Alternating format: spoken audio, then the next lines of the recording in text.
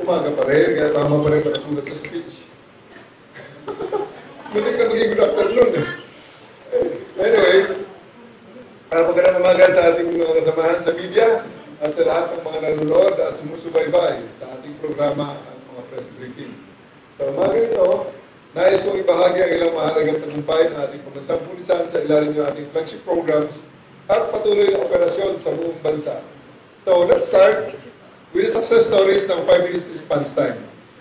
Sa ating patuloy na pagsulong ng isang mabilis, masahan at makataong serbisyo, ipinagmamalaki ko pong iulat ang mga kwento ng tagumpay ng ating 5 minutes response time strategy na isinagawa sa pamamagitan ng 911 emergency hotline.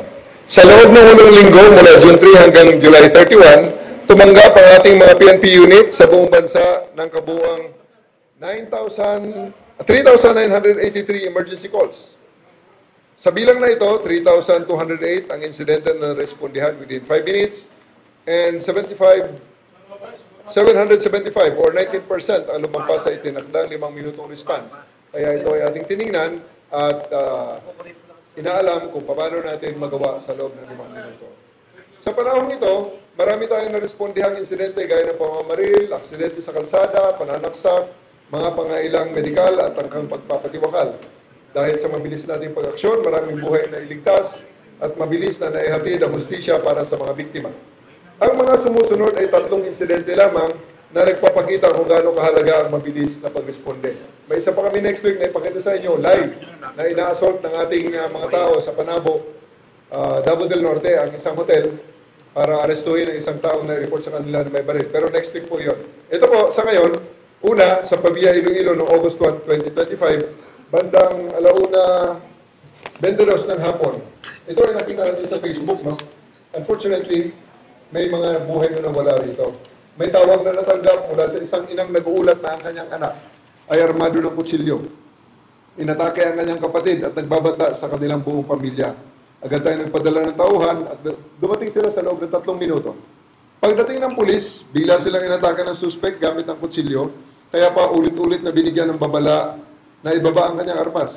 Patuloy pa rin siyang nananaksak, kaya't napilitan na isa sa ating tauhan na gumamit ng kanyang service firearm para ipagtanggol ang sarili.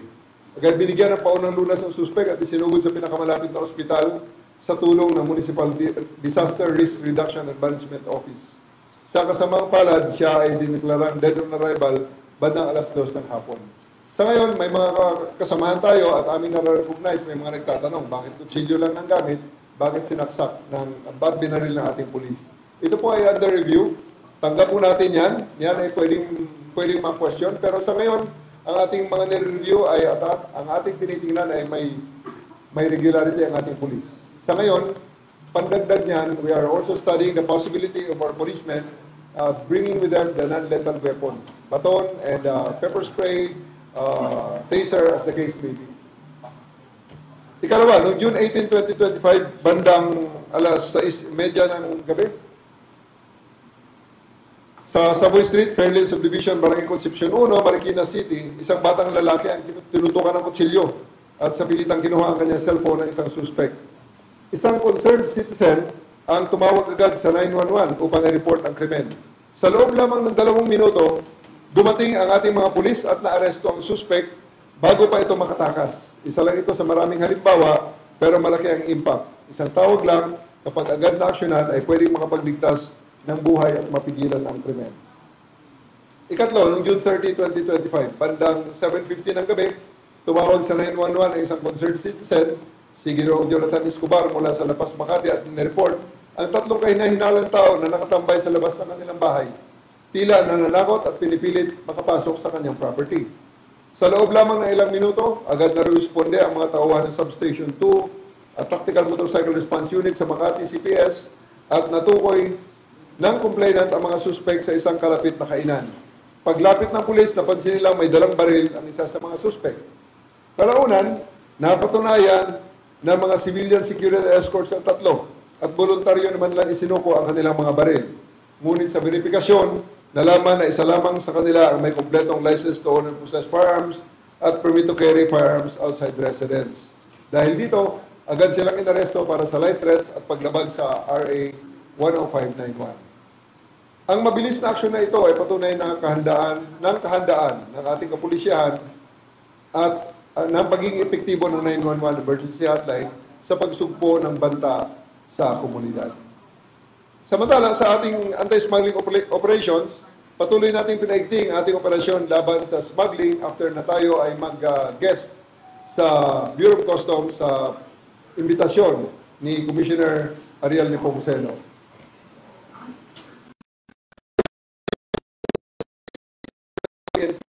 Anti-smuggling operations na nagresulta sa pagka-aresto ng 36 na tao at pagkakumpiska ng mga smuggled goods na tinatayang nagkahalaga sa mahigit ng 13 million pesos. Kabilang sa mga pinakakilalang kontributor sa mga operasyon na ito ay ang ating office sa Bangsamoro Autonomous Region na nakarecover ng higit 7.9 o malapit sa 8 million na halaga ng smuggled items. Sa Region 9 naman, sa Zamboanga Peninsula na may mahigit 2 milyon, ang Maritime Group na may mahigit 1 milyon, at ang Mimaropa na may malapit sa 1 milyon, at ang Region 4A o ang Calabarzon na mahigit sa kalahating milyon. Hindi rin tayo huminto sa ating kampanya kontra illegal na droga. Sa parehong covered period, nakapagsagawa ang PNP ng kabuuang 1,065 anti-drug operations na nagresulta sa pagka-aresto ng 976 drug personalities at isang insidente ng pagkamatay habang nagsasagawa ng operasyon. Sa mga operasyong ito, nakumpiska ang halos 5 kilong shabu,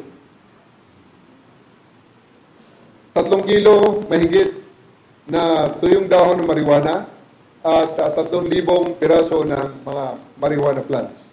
Mayroon ding kush marijuana na na-recover. Ang kabuuang street value ng lahat ng nakumpiskang droga ay tinatayang abot sa mahigit na 34.5 million. Sa larangan naman ng cybercrime prevention and enforcement mula June 26 hanggang August 1, nakapagsagawa tayo ng 344 cyber patrolling activities na nagresulta ng pag-aresto ng 21 katao.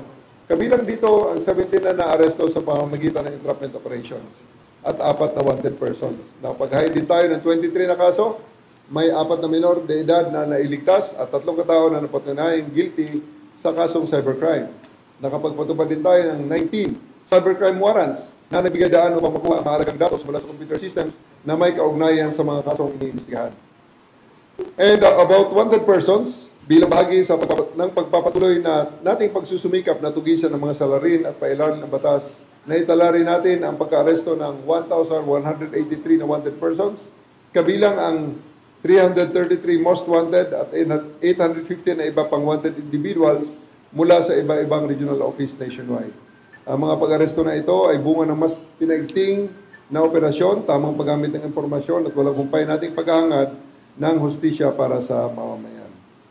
Sa iba pang accomplishments, itong nakarang linggo, August 2, bandang 5 p.m., 4 na Chinese nationals ang ating naaresto na naman ng anti-kidnapping group dahil sa pagkasangkot sa isang umano'y kasong kidnapping na naganap sa isang kilalang resort sa Parañaque City. Ang biktima ay isang 30 years old na Chinese national na niligtas at na-rescue sa pamamagitan ng mabilis na aksyon ng ating mga pulis. Batay sa inisyal na investigasyon, humingi ng tulong ang biktima sa mga suspect upang magpadala ng 150,000 pesos sa China para sa gamutan ng kanyang ina. Nauna na siyang nagbigay ng 100,000 pesos at kalaunay napapayag siyang sumama sa mga suspect sa resort na yon, sa resort casino, upang tapusin ang transaksyon. Habang nasa biyahe, ay pinusasan siya, tinutukan ng baril at pinigilan at sinaktan. Humingi ang mga suspect ng kapalit na $50,000 kapalit ng kanyang kalayaan. Sa kabila ng sitwasyon, nagawa ng biktima na makumbinsi ang mga suspect na ibalik sa kanya ang kanyang cellphone upang siya ay makatawag sa kanyang pamilya. At dahil dito, palihim na humingi ng tulong sa kapwa Chinese national na agad na tumawag sa 911. Kaya nalaman natin ang kaso na ito. Chinese, tumawag sa 911. Agad kumilos ang ating AKG. Unang nag-responde rito ang ating Parañaque Police Station dahil sa kanila na ipasa ng 911 ang alarma. At pagkatapos na madetermina nila na ito ay isang kidnapping case, sila ay nakipag-ugnayan sa ating AKG who took cognizance of the incident. Agad na kumilos ang ating AKG at nagsagawa ng rescue operation at matukumpay na aresto ang suspect habang nailigtas ang biktima. 6 ang kanilang, 6 ang kanilang nakita sa kwarto, ang isa yung biktima na humingi ng tulong, na kaibigan ng tumawag sa 911. At may 5 tao silang nakuha. Sa pag-imbestiga ng anti-kidnapping group, lumabas na ang isang babae, isa sa 5, na inabutan sa loob ng kwarto ay isa ring kidnap victim. Sa paunang investigasyon, ito ay pangalawang biktima. Itong pangalawang biktima ay isa ring turista na ganoon din magpapalit ng pera sa grupo. Ayon sa biktimang babae, dati niyang kilala ang isa sa mga miyembro ng grupo na ito. At noong Agosto, pumunta siya sa lugar, doon sa resort, kung saan sila na-rescue para magpapalit lang ng pera. Subalit, ang nangyari ay kinuha ang pera niya at hindi na siya pinalabas. Sa ngayon ay patuloy na nag-iimbestiga ang AKG upang alamin kung may iba pang nabiktima ang grupo.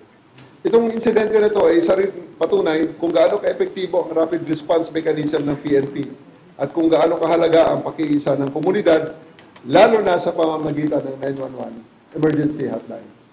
Okay, so nais kong kunin ang pagkakataon ito upang ipaabot ang aking taus-pusong pasasalamat sa lahat ng mga tumulong at nagpaabot ng suporta upang may katuparan ang ating relief operations. At sa tulong ng inyong kabutihang loob at pakikiisa, nakapaghatid tayo ng mga agarang tulong sa ating mga kababayan na nangangailangan. Kahapon lamang, araw ng linggo ay nagtungo tayo sa Mamburao, Occidental Mindoro, kung saan 925 na residente ang nabigyan ng relief goods.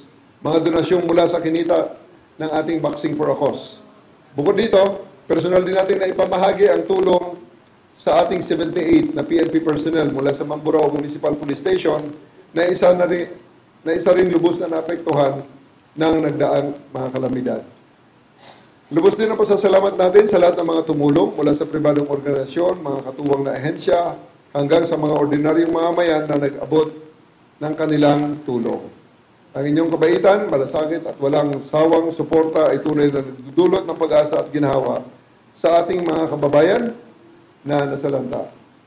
Again, maraming salamat po sa inyo at sa inyong donasyon at sa inyong walang sawang pagsuporta. Ang lahat ng ito ay naging matagumpay dahil sa pagtutulungan mula sa ating mga kapulisan sa ibaba hanggang sa mga mamamayang patuloy na nagtitiwala sa ating hanay. Ang ating buong hanay ay mananatiling handa, mabilis tumugon, at tapat na maglingkod para sa kaligtasan at kapayapaan ng bawat mamamayang Pilipino. Again, maraming salamat po at mabuhay kayong lahat. Thank you very much, sir. We shall now proceed with our media queries. To start with, let me call on Ms. Lea Ilagan from UNTV, ma'am. Good morning, sir. Yes, Sir, ma'am. doon sa 911 hotline, sir, may 775 na nakalampas sa 5 minutes na nabanggit mo kanina. Ano po yung challenges na na-encounter ng ating mga police sa ground? Thank you, Ma'am Lea. Well, nakikita natin, may mga lumalabas sa 5 minutes na responde dahil various challenges. May mga nagkamali ng pinuntahan, may mga hindi maliwanag ang bigay ng dispatch natin dahil hindi rin maliwanag na nakuha ang information galing sa tao. May talagang malalayo na talagang imposibleng maabutan ng 5 minutes. Nationwide itong data kasi, hindi na Metro Manila, nationwide yan. Inuurasan namin ang mga responses sa mga major city centers.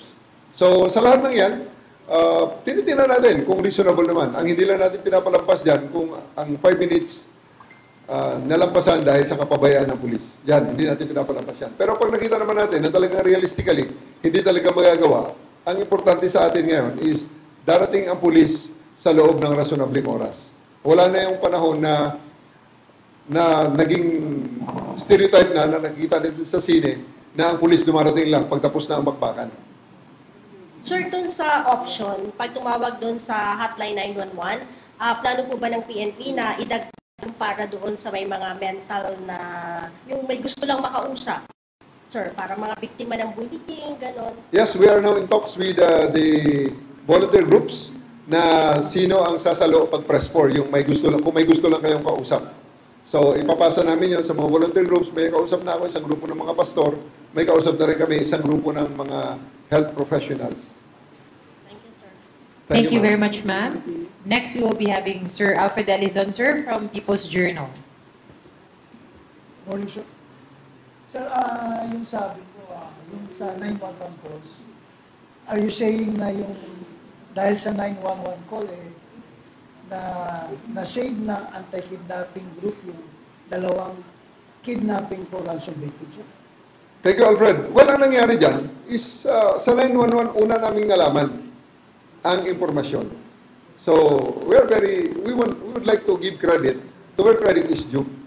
So, ang tao, yung Chinese na natawagan nung kaibigan niyang na-kidnap, ay hindi na pumunta sa police station.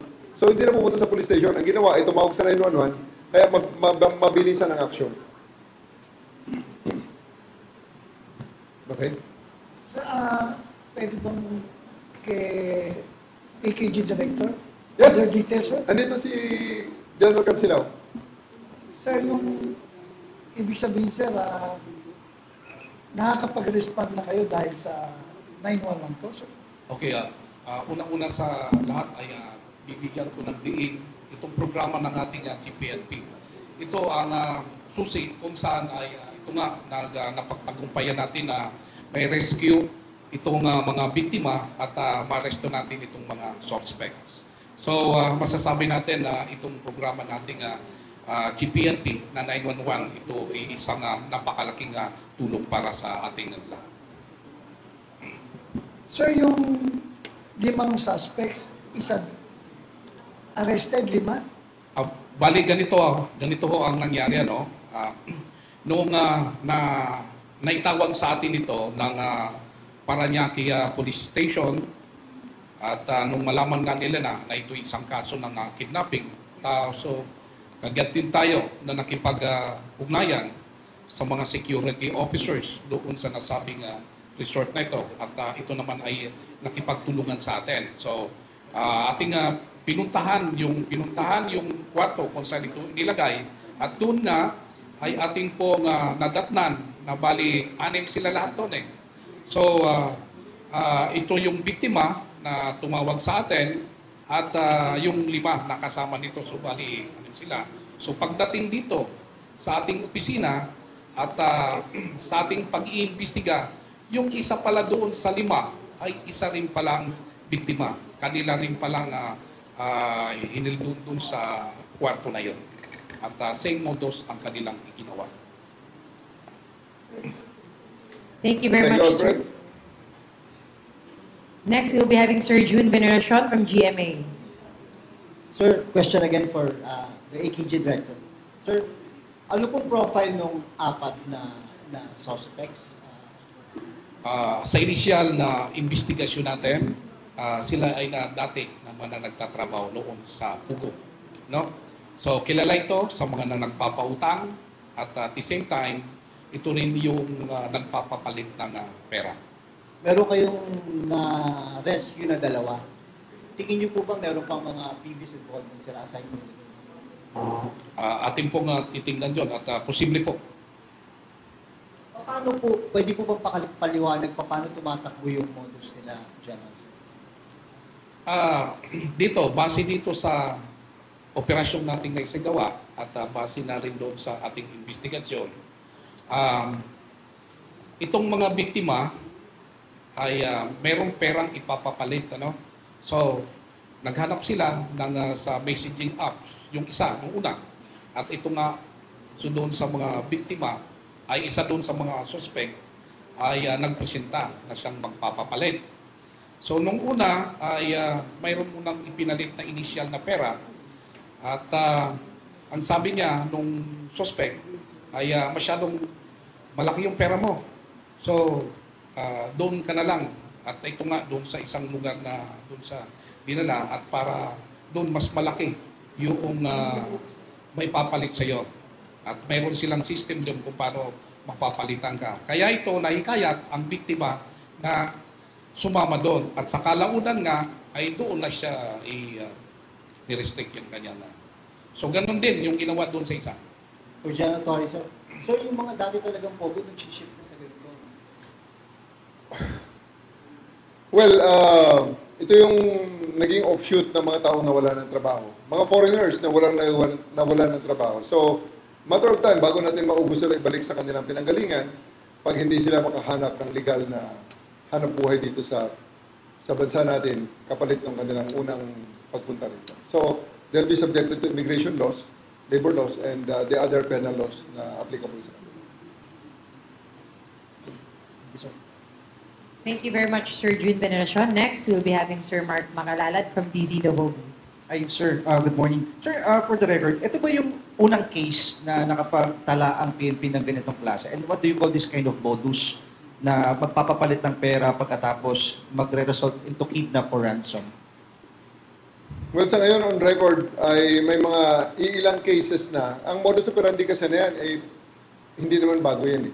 Okay? Previously, talagang kahit na nandito pa yung mga pogo na namamayagpag pa sila, yan din na isa sa mga rason kung bakit nagpapatayan ng mga yan. Hold-upan, dahil alam nila na may pera itong kanilang bibiktimahin at ito namang mga nasa fringes na gustong kumita ng walang laban na hindi nila lumalaban ng parehas. Ayan, matagal na ho yan. Marami hong cases ng patayan, kidnapan, yan po ang ugat niyan. May nakita po ba tayong connection dito sa 4 na arrested dun sa previously 12 Chinese arrested na na-present? Sa 6, I'm sorry. Kung napansin nyo, kanina na-mention natin, na itong babae na to, na last na biktima nila, kilala ang isa sa 4. Matagal na kasi establishado na itong 4 eh. Kilala na ito na mga money changer, may mga connections para sa pagpapapalit ng pera at nakakapagbadala sila sa kanilang balik sa China, yung pera. So, ito yung mga underground nila na mga collections at mga paraan gamit ang USDT, gamit ang mga e-wallets nila. So, it appears na establishado sila. Moving forward, ano yung plano ng PNP para masawata yung mga ganitong klase ng kidnap or ransom in connection with a money changer, sir? We are continuously liaising. Nakipag-ugnayan kami ng tuloy-tuloy sa PAOK under General Gilbert Cruz, retired, at sa Bureau of Immigration at sa iba pang mga ahensya na may nakaka-cover at nakakapag-regulate nitong mga aktibidades na ito. So, tuloy-tuloy lang kami dyan at identify naman namin kung sino ang mga illegally staying na mga aliens dito sa atin. So, together with the BI and the concerned embassies, ay ibabalik natin sila sa kanilang mga pinanggalingang bansa. Thank you, sir. Thank you very much, sir. Next, we'll be having Ms. Marlene Padiernos of Teleradyo. Hi, sir. Sir, clarify ko lang, money changer po, sa anong currency po ipapalit doon sa biktima? Anong currency? Supposedly, ang gusto nito USDT. Dahil ang USDT kasi talagang kung saan-saan nila na ito-transfer ito eh.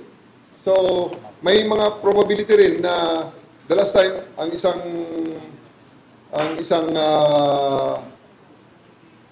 biktima may parang mga sa EDG pa ako, mga 4 months ago, 5 months ago, renminbi naman, Chinese renminbi naman currency. Okay. Sir, nabanggit po ninyo kanina na na establish itong mga software na to. Gaano na po katagal nag-cooperate? Tsaka may pinutukan pa ba tayong other members na possible na member din po na kanibilangan nila? Ongoing pa ang ating verification regarding that matter. Kaya na sinabi ko sa kanina, tuloy-tuloy naman ang ating investigation na dito. Malalaman natin kung sino pa ang iba nilang mga connection. Sa ngayon is gusto kong pagpapasensya nyo, i-hold muna natin. Before po, sir, nabanggit din na may connection sa Pogo itong 4 na suspect. Ano yung role po nila sa Pogo dati? Come again? Yung 4 po na Chinese suspect, ano yung role nila sa Pogo before nung nasa Pogo pa sila, sir? Kung napansin nyo, marami, multifaceted kasi ang Pogo eh. Napakarami ng aspeto ng operasyon niya. Okay? So, ang tinitingnan natin dyan, kasama dyan yung mga operator mismo, may mga sa entertainment, may mga sa security nila, may mga sa medical nila. So, inaalam pa natin, alamin muna natin kung ano talaga sila dito sa Pogo beforehand. Pero may suspicion naman kami kung ano sila. Pero just for us to be sure, bigyan niyo kami ng konting pagkakataon.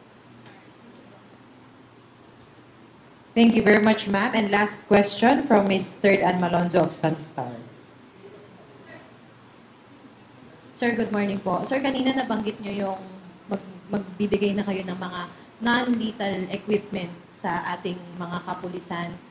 Can you expound on that, sir? Pepper spray, baton?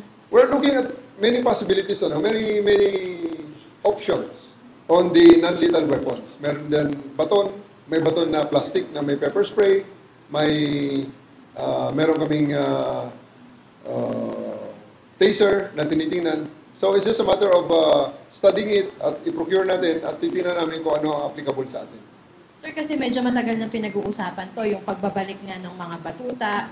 Ngayon, ano yung timeline nyo, sir? Kasi sa nakita natin kanina, baka mas kailangan ngayon yung mga non-lethal weapons, lalo na pag nagre-respond din sa mga ganong pangyayari, sir. Yeah. Actually, yung police natin, nang iniimbestiga namin, may options din naman ng non-lethal weapon during the time. Pero, well, mas gusto naming bigyan siya ng benefit of the doubt. Dahil siya talaga ang nandun. Kaya suportado namin siya hanggang sa ngayon sa paggamit ng baril sa okasyon na yun. Kaya kami ay nakikikomiserate. Kami ay nag-extend ng condolences doon sa pamilyang namatayan.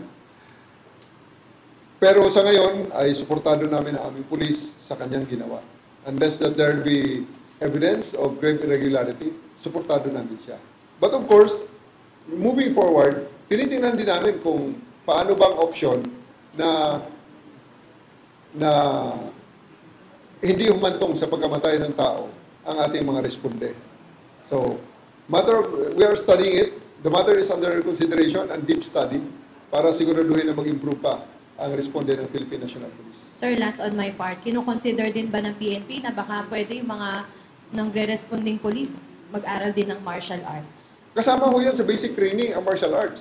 Pero isa nga yung mga sinasabi natin na diyan sa kalsada kasi, kung ano man ang madesisyonan ng pulis na gawin, especially yung ganyan, bubunot na siya ng kanyang baril at ipuputok niya na sa tao, hindi ka agad namin ma-question ng basta-basta unless na merong very glaring na abuse of authority. Kaya, sa ngayon, pinapaigting natin lahat ng yan, tinitingnan natin yung unarmed combat, disarming techniques, at iba pang mga options para kung pwedeng iwasan ang pagkawala ng buhay ay gagawin natin. Thank you very much, ma'am. Another last question, sir, from Ma'am Kat Austria from Bigada. Chief Operations Chief, yung kinita po doon sa charity boxing match, yung mga donations, may portion po bang ibibigay sa Red Cross, sa DSWD, or kayo na po ang pipili ng mga beneficiaries? Nakapagbigyan na po tayo ng 5 milyon sa Red Cross. Kinuha na ng Red Cross Quezon City ang 3 milyon at ang 2 milyon ay nandun na sa Red Cross National. Okay, so naibigay na po yun. Ang natitira po mga pera, ang DSWD ay i-convert na lang daw sa bigas. So, bibili kami ng 5 tonelada. So, that will be, I think, 1,000 sacks ng bigas. Dahil para mas mabilis daw ang accounting process. So, kasi nga, ang mga donors naman, okay na rin sa kanila. At paalam kami na ang pera ibinigay nyo, ibibili na lang namin ng bigas at ibigay sa DSWD. So, mga 1,000 sako siguro yan. 1,000, 25 kilos ba yun o 50 kilos na? So, ganon, 5 tonelada, basta isang 5 tonelada. Mga ganon ang makukuha nating bigas doon. Ang matitira ay ibibigay din namin ng mga relief operations sa iba pang mga lugar. Nauna na nga nung, di ba, after nung mismong match, pumunta na kaagad tayo sa Tondo at nakapagbigay na rin tayo doon sa mahigit 1,000 mga pamilya. Tama po ba, Chief, 16.3 million bukod pa doon sa kinita ng ticket? Magkano po lahat? 16 million cash plus 440,000 in gate receipts. Kasi dumating na yung iba pang mga tally ng numbers ng ating gate. Last on my part, Chief, sabi po ni Mayor Baste, congratulations. Okay, thank you. Ikaw na raw ho ang pambansang kamao. Pinalitan mo na si Manny Pacquiao. Ano po? Okay na rin. Thank you very much. Ayos na rin. Thank you very much. Thank you very much, sir. One last question from Sir Michael. Sir, go ahead. From ABS-CBN. Pangatlong last na yun, Sir, quick lang to.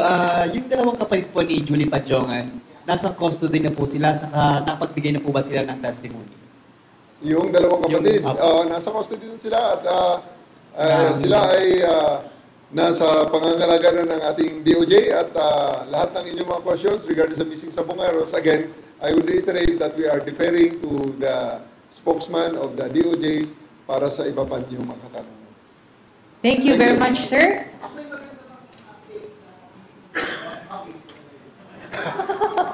Siyempre maganda yun pag si SOJ na ang nagsalita because he is the authority in the continuing investigation of this case. Thank you, sir. Now, Okay. may now hear your closing message, sir, to our friends from the media. Again, thank you very much mga kababayan. Next week panoorin nyo kung paano namin sa 911 nakuha yung isang suspect, itinawag ng hotel, nakita ng rumboy na, uy, may baril, may dalawang baril. At may dalawang baril at mukhang may droga. At ang suspect pala na yun ay ang tao pala na ay suspect sa pamamaril ng few days ago sa same area.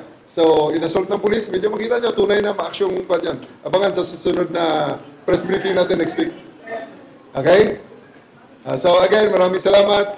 Ipagpapaalala ko din sa ating mga kababayan, suportahan nyo po ang ating mga programa, lalong-lalo na sa ating Responde at 911.